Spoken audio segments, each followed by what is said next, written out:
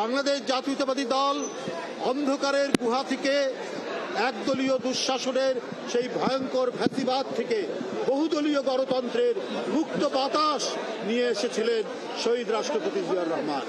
তারই পথ ধরে গণতন্ত্রকে প্রতিষ্ঠা করেছেন আরেকজন ভয়ঙ্কর গণতন্ত্র হত্যাকারী হোসেন মোহাম্মদ এরশাদের কাছ থেকে। তিনি গণতন্ত্র প্রতিষ্ঠা করেছিলেন, উদ্ধার করেছিলেন তিনি দেশনেত্রী বেগম খালেদা জিয়া।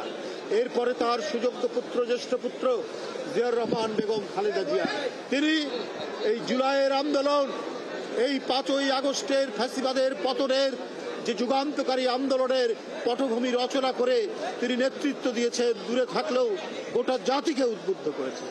আমরা সেই ধারাতেই আজকে এদেশের রাজনীতি করছি। কিন্তু যুগ যুগ ধরে জাতীয়তাবাদী শক্তিকে বিনষ্ট করা, ধ্বংস করার জন্য আন্তর্জাতিক সাম্রাজ্যবাদী আধিপত্যবাদীরা যেভাবে চক্রান্ত করে, সেই চক্রান্ত এখনো থেমে নেই।